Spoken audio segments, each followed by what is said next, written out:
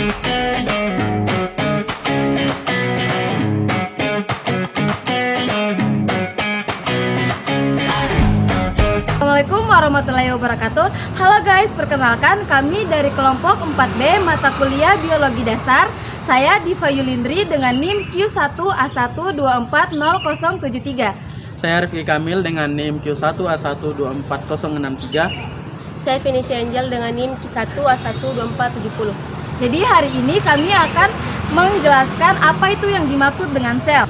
Sel adalah unit terkecil penyusun makhluk hidup yang dapat melakukan fungsi kehidupan. Semua makhluk hidup, baik uniseluler seperti bakteri maupun multiseluler seperti tumbuhan dan hewan, tersusun atas sel. Sel pertama kali diamati oleh Robert Hooke pada tahun 1665. Saat itu ia melihat irisan gabus menggunakan mikroskop sederhana dan menemukan ruang-ruang kecil disebut sel. Sel disebut juga sebagai unit struktural karena tubuh makhluk hidup tersusun atas sel.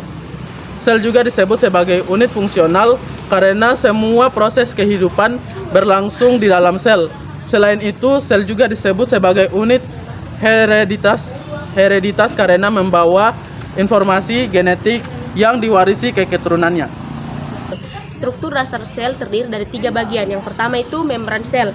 Membran sel yaitu lapisan tipis yang mengatur keluar masuknya zat, sehingga hanya zat tertentu saja yang dapat masuk atau keluar dari sel. Yang kedua, sitoplasma. Sitoplasma yaitu cairan kental yang terletak di antara membran sel dan inti sel.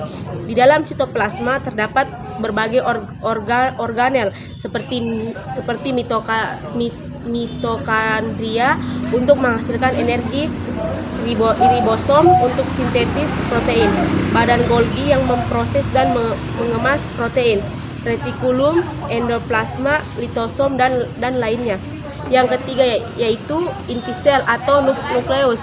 Inti sel mengandung materi genetik berupa DNA yang berfungsi mengendalikan seluruh aktivitas sel dan pewarisan sifat pada tumbuhan. Terdapat tambahan bagian berupa dinding sel sebagai pelindung tambahan dan kloroplast yang mengandung klorofil atau fotosintesis. Berdasarkan ada tidak adanya membran inti, sel dibagi menjadi 2 jenis. Pertama, ada sel prokariotik, yaitu sel yang tidak memiliki membran inti. Materi genetiknya berada langsung di sitoplasma pada daerah nukleoid. Contohnya adalah sel bakteri.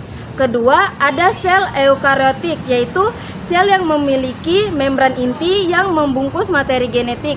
Contohnya adalah sel tumbuhan, sel hewan, jamur, dan protista. Sel eukariotik lebih kompleks karena memiliki organel bermembran yang memiliki fungsi khusus. Fungsi utama sel diantaranya adalah tempat berlangsungnya reaksi biokimia, tempat pembentukan energi, tempat sintetis protein, dan sebagai penyimpanan informasi genetik yang diwariskan pada keturunannya. Sel juga berperan penting dalam pertumbuhan dan perkembangan makhluk hidup. Pertumbuhan terjadi karena sel membelah diri, sedangkan perkembangan terjadi karena sel mengalami diferensiasi atau perubahan bentuk untuk menjalankan fungsi tertentu. Sebagai contoh pada manusia adalah sel darah merah yang fungsinya mengangkut oksigen, dan ada sel saraf yang berfungsi untuk menghantarkan rangsangan. Semua ini berasal dari sel-sel yang mengalami spesialisasi. Perbedaan sel hewan dan sel tumbuhan. Sel tumbuhan memiliki dinding sel fokula besar dan kloroplast, sedangkan sel hewan tidak memilikinya. Sel hewan memiliki sentriol yang berperan dalam pembelahan sel, sedangkan pada sel tumbuhan biasanya tidak ada sentriol.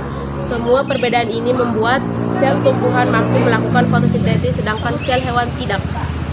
Jadi, sel adalah dasar kehidupan yang sangat penting untuk dipelajari. Tanpa sel, tidak akan ada makhluk hidup di bumi ini. Setiap makhluk hidup tersusun dari satu atau banyak sel yang bekerja sama agar organisme dapat hidup, tumbuh, dan berkembang. Sekian penjelasan dari kelompok kami. Semoga bisa menjadi pelajaran bagi teman-teman. Jika ada salah kata, mohon dimaafkan. Wassalamualaikum warahmatullahi wabarakatuh.